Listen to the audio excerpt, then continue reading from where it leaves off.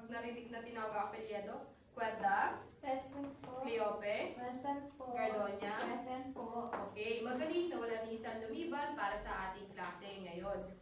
Bago natin simulan ang ating formal na aralin, mayroon ako dito mga inihandang ating tuntunin para sa ating klase. Maaari bang basahin? Sumunod sa panuto ng guro, pumasok sa takdang oras, iwasan ang anumang ingay o kilos sa loob ng klase, respetuhin ang ideya ng bawat isa, makinig sa guro habang nagsasalita, itaas lamang ang kanang kamay kung nais magtanong o sumagot. Okay, magaling. Ngayon, ikaw, pangkatuna, pangalawa, at pangatlo. Bibigyan ko kayo ng mga larawan. Ang ginawa ito ay puzzle. Ang gagawin nyo, bubuuin nyo at sasabihin sa akin kung ano ang larawan na inyong nabuo. Paunahan kayong mabuo kung ano ang larawan na inihanda ko. Ayan. Sabihin kapag handa na.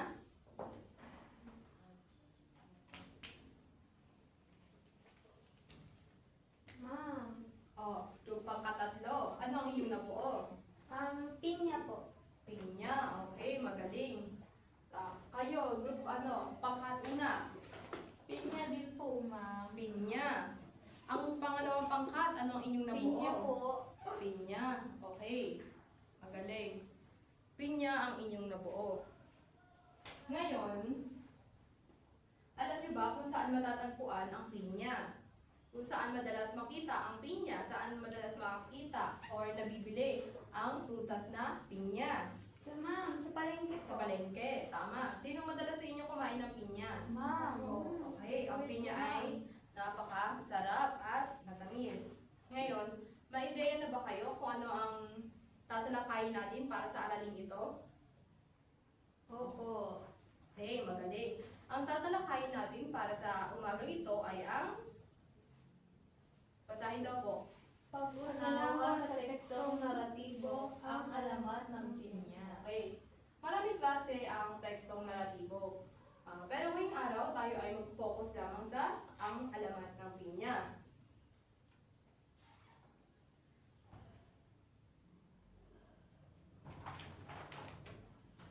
Para sa ating aralin ngayon, mayroon akong inihandang mga layunin. Pagkatapos ng klase, kayo ay inaasahang natutukoy ang mga elemento ng alamat, tauhan, tagpuan, banghay mula sa binasang teksto. Sumunod, makakabahagi ng pangungusap tungkol sa damdamin sa huli ng kwento. Pangatlo, makalikha ng comic strip na nagpapakita ng mahalagang bahagi ng kwento. Naintindihan ba ang ating mga layunin? Opo. Okay, magaling. Ulitin ko nga.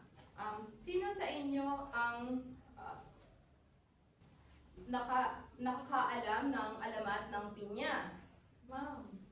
Miss Sandra, may idea ka sa alamat ng pinya? Opo. Okay, tama.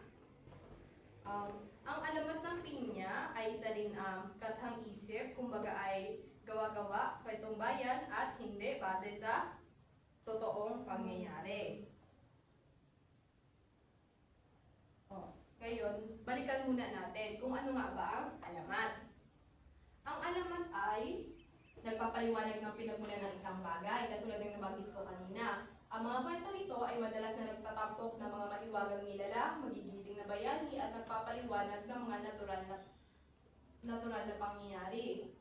Ang alamat ay isang mahalagang bahagi ng kulturang Pilipino at ipinasa sa mga henerasyon upang magturo ng mahalagang aral at mapanatili ang kasaysayan. Sinasabi daw po ng alamat ay mga pinagmulan ng mga bagay-bagay, alamat ng mga bulaklak, alamat ng mga hayop, alamat ng mga bayani ay kadalasan mayroon tayong mahalagang aral na mapupulot at nakapagpanatili ito ng ating kasaysayan. At nagdadagdag ito ng sa ating kultura. Sumunod. Ngayon, excited ba kayong malaman kung ano ang alamat ng pinya, kung saan nagmula ang pinya, or paano nagkaroon ng mga mata ang pinya? Opo. Okay. Meron ako dito inihandang video upang inyong mapanood na malaman natin kung ano ang alamat ng pinya.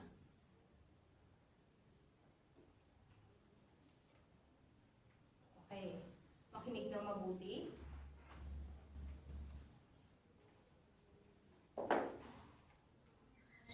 Ang alamat ng pinya. Noong unang panahon, may isang batang babae na ang pangalan ay Pina. Siya ay nag-iisang anak ng kanyang inang si Aling Rosa. Mahal na mahal ni Aling Rosa ang kanyang anak at ginagawa niya ang lahat para kay Pina. Ngunit si Pina ay isang batang tamad at Sino daw po ang pangunahing tauhan sa ating pinanunood na alamat? Pina. Si Pina. nagnamador. Hindi siya marunong tumulong sa gawaing bahay at palaging nagrereklamo kapag inuutusan ng kanyang ina. Isang araw, nagkasakit si Aling Rosa. Sinabihan niya si Pina na magluto ng kanin. Pero hindi alam ni Pina kung saan nandoon ang bigas. Tinanong niya ang kanyang ina kung nasaan ito. Dahil sa sama ng pakiramdam, napagod si Aling Rosa at nasabi niya sa anak, Pina, Okay, mga bata, sino ang nagkasakit? Aling Rosa. Si Aling Rosa. At sino nga si Aling Rosa? Nona. sana magkaroon Ang nanay ka ng ni maraming Pina. mata para makita mo lahat ng hinahanap mo. Lumipas ang mga araw at hindi na nakita ni Aling Rosa si Pina. Hanggang isang araw, nakita niya sa kanyang bakuran ang isang kaibang halaman na may bunga. Ang bunga nito ay may maraming mata. Doon nagmula ang prutas na tinawag nilang pinya mula sa pangalan ni Pina. Okay. Saan nga nagmula ang alamat ng pinya? Kay Pina. Pina. Nagkaroon ng pinya dahil si Pina ay hindi makita ang mga bagay-bagay na kanyang hinahanap. Kaya pinagbibigyan siya ng napakaraming mata para makita niya ang mga bagay na kanyang hinahanap. Ngayon, meron ako ditong gawain. Sino sa inyo ang nakatry na mag-harvest ng pinya? Ngayon, dito sa ating gawain, tayo ay mag-harvest ng pinya. Yan.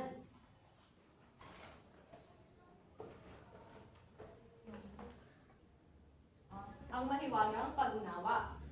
Para sa ating panuto, pumili ng pinya na naglalaman ng katanungan at sagutin. Sino ang sa inyo ang nais na sumagot?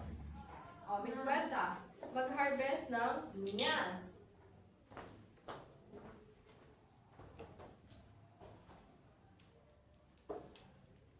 Ano ang napiling katanungan? Magbigay ng elemento ng alamat. Magbigay ng elemento ng alamat. Ang tauhan po. Tauhan, tama. Very good. Okay, sa'yo na ang iyong inaning pinya. Sumunod, sino ang nais?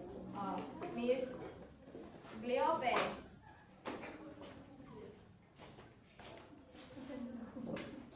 Ano ang pinyang inyong na-harvest? Sino ang tauhan sa alamat? Sino ang pauhan sa alamat? Si Pina po. Si Pina, tama, magaling. Miss Gardonia.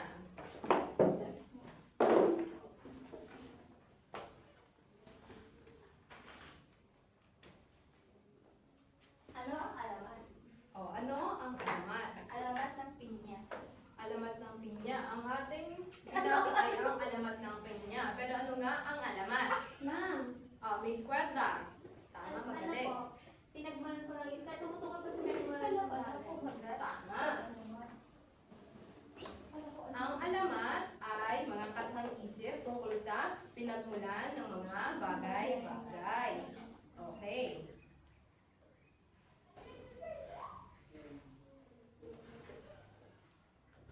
Ngayon, kumuha kayo ng papel.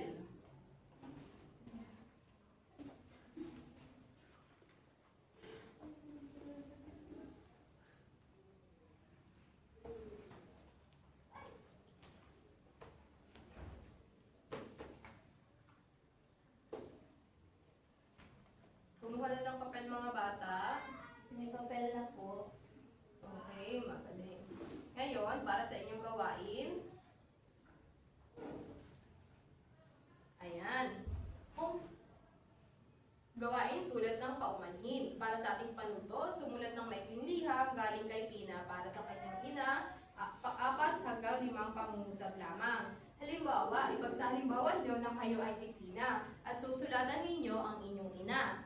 Maaaring nakapaloob sa inyong liham ay ang paghingi ng tawad sa inyong ina dahil sa pagiging matigas ang ulo o pagiging bulag-bulagan sa mga bagay-bagay. Sumunod, maaaring pagpapasalamat at pangakong babaguhin ang sarili na magiging masunurin na at hindi mapagreklamo. Gawin lamang ito sa 5 minuto. At pagkatapos ay ibabahagi ito sa ating klase.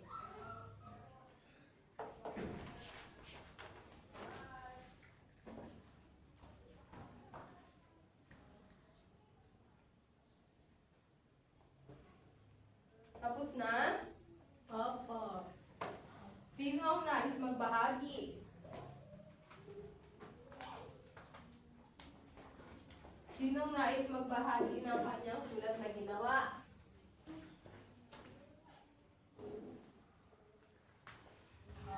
Miss Gardonia, ibahagi mo ang sulat na iyong ginawa para sa iyong ina.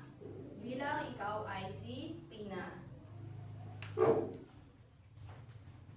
Ano ang iyong ipinagpapasalamat sa iyong ina? Halimbawa, Nagpapasalamat po sa akin ina sa pag-aruga at pag-alaga sa akin simulang pagkabata. tama. Very good. Magaling. Isang napaka-taos-pusong pasasalamat, liham para sa kanyang ina. Sino pa ang nais magbahagi? Miss Gwenda. Ibahagi ang iyong liham para sa iyong ina. Nagpapasalamat din po ako sa pag-aalaga sa akin at humingi ng tawad sa pagiging tamad ko po sa mga gawain. Okay, very good. Bigyan ng palakpak ang mga nagbahagi. Ngayon, ano nga ulit ang alamat? Ano nga ulit ang alamat? Ang alamat ay Hatang isip. hatang isip. Ano ang mga aral na natutunan ninyo sa ating binasang alamat? Ang alamat ng pinya. Ano Maging mga aral? masunurin sa magulang. Maging masunurin sa magulang. Huwag maging tamad. Huwag maging tamad. Maging Ma'am? responsable. Hanapin mabuti ang mga bagay-bagay. Okay, hanapin mabuti ang mga bagay-bagay. Huwag magbulag-bulagan para lang makaligtas sa gawain. O, Miss ano? Huwag magre-reklamo sa mga utos. Okay, huwag magreklamo sa mga utos ng magulang. Okay, magaling. Meron ako dito inahandang gawain. Comics si Pina. Para sa ating panuto, gumawa ng comics strip na nagpapakita ng pinakamahalagang bahagi ng kwento. Lagyan ng maikling diagulo sa Pilipino. Ang gagawin nyo, mag-drawing kayo. Kung ano yung pinaka-tumatak na eksena sa ating binasang alamat para sa inyo. Gawin lamang ito sa 15 minuto. Pagkatapos ay ibabahagi nito sa ating klase. Isang simpleng comic strip na nagpapakita ng pinakamahalagang bahagi ng kwento. Maaari na kayo magsimula.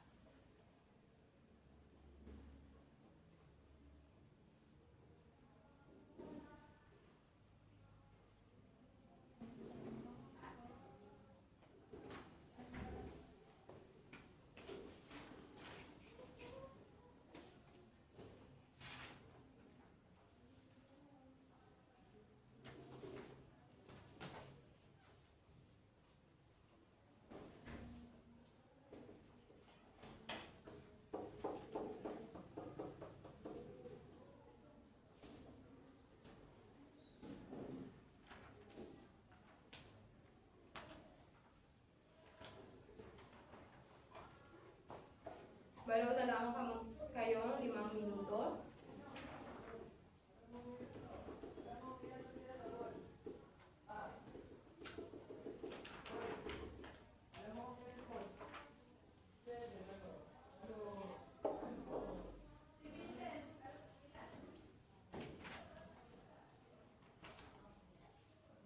Dalawang minuto.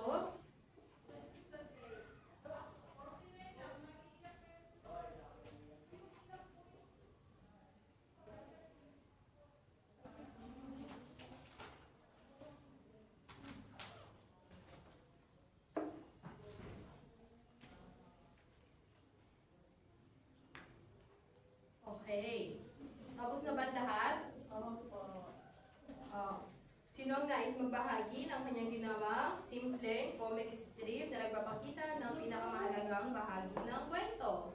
Sinong mag-aaral? Nais magbahagi? Miss Cleope, maaari mo bang ibahagi ang iyong ginawa? Opo. Ito po ang comic strip na aking ginawa na nagpapakita na mahalagang bahagi ng kwento. Una ay si Tina at ang kanyang nanay na si Aling Rosa. Sumunod ay dito ay nag-uutos si Aling Rosa ng mga nangyari ay Tina, hanapin mo ang walis. Sabi ng kanyang si Tina, wala po, Nay. Pagkatapos naman ay may nakasakit na si Aling Rosa at may pinapasain si Pina doon, pero ang sagot ni Pina ay nasaan yung bigas. Kaya dito ay sinabi na ni Aling Rosa na sana ay dumami ang mata ni Pina para makita niya yung mga hinahanap niya. Kaya sa huli, si Pina ay naging pinya. Yun lang po. Okay, very good. Napakalinaw at detalyado ng comic strip na ginawa ni Miss Cleope. Bigyan natin siya ng isang palakpakan. Matibagong palakpakan. O, sinong nais pa magbahagi ng kanyang ginawang comic strip? Eskwelta, sa palagay ko ikaw ay handang-handa na. Dito po sa una, inutusan po siyang hanapin yung isang bagay. Ito po isang bagay. Pero ayun po yung sagot niya, hindi niya daw po makita. Tapos ganito pa Okay. siya. Tapos sa pangalawa naman po, nagkasakit po yung nanay niya, kaya may nakalagay po sa noo. Tapos inutusan po siyang magsaing. Pero galit po siya kasi hindi niya makita. At so dito po yung sagot niya, hindi niya daw po makita. Samantalang andito lang naman sa harap niya yung bigas. Kaya ayan, palag po siya yung pin niya. Okay, magaling. Napakadetalyado at nagpapakita ng mahalagang pangyayari. Miss Gardonia, maaari mo bang ibahagi ang inyong comic strip? Ito po ang aking comics. Ito po ang bukulan nila. Diyan po inutusan si Pina na kain ang kanyang walis. Ang kanilang walis. Pero tinatamad si Pina, hindi niya sunod ang kanyang nanay. At ito naman po yung nagkasakit ang kanyang nanay at inutusan siya magsaing pero hinahanap niya po. Ganun. At naging siyang pinya. Okay, magaling. Hindi lang basta nagpapakita ng mahalagang pangyayari ang bawat comic strip ninyo, kundi ito rin ay nagpapakita ng mahalagang elemento ng tauhan. Tayo ng alamat ang tauhan, tagpuan, at mga pangyayari sa kwento. Okay.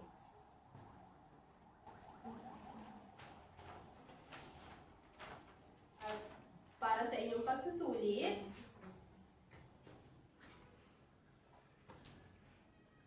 panuto, sagutan ang mga katanungan ng tama o mali batay sa kanilang natutunan mula sa binasang alamat. Lalagay kung tama o mali ang nakalagay. O, si Pina ay isang batang masipag at masunurin. Ano yan? Mali. Tama o mali? Mali. O, sagutan. O, pangalawa, ang ina ni Pina ay nagkasakit dahil sa labis na pagtatrabaho. Okay, pangatlo. Ang nawawalang sandok ay natagpuan sa ulunan ni Pina. Tama ba yan? Mali. Mali. Mali. Okay. O, sino na sumagot? Pangatlo. Pang-apat, ang pinya ay mayroon maraming mata na sumisimbolo sa mga mata ni Pina. Anong sagot? Tama. Tama. Okay. Checkan natin ang inyong mga gawain. Mga sagot. Si Pina ay isang bata masipag. Mali, dahil si Pina ay tamad, nasulos, reklamo kapag may inuutos ang kanyang nanay. Ang ina ni Pina ay nagkasakit dahil sa labis na pagtatrabaho. Tama. Ang nabawalang sandok ay natagpuan. Mali, dahil hindi natagpuan ni Pina ang aliman sa kanyang pinahanap sa kanyang ina. Pang-apat, ang Pina ay mayroon maraming mata na sumusimbolo sa mga mata ni Pina na naghahanap ng sandok. Tama. Kaya nagkaroon ng maraming mata ang Pina dahil para makita na ni Pina ang kanyang mga hinahanap. Dahil mayroon na nga siyang dalawang mata, hindi niya pa rin makita ang kanyang hinahanap kahit ay nasa kanyang harapan lamang. Kaya siya ay binigyan ng napakaraming mata para makita lahat ng kanyang hinahanap na bagay. Para para naman sa inyong takdang aralin, kopyahin ito sa inyong notebook. Bukas ay check natin ang inyong assignment na isinulat sa inyong kwaderno. Tapos na ba? Opo. Okay, magaling. May mga katanungan pa ba kayo para sa naging aralin natin ngayong araw? Wala na po. Okay, magaling kung ganun ay naiintindihan ninyo ang ating mga aralin at wala na kayong mga katanungan. Ibig sabihin na kinig kayong mabuti sa inyong guro. Okay. Yun lamang para sa ating aralin at maaari na kayong umuwi. Maraming salamat.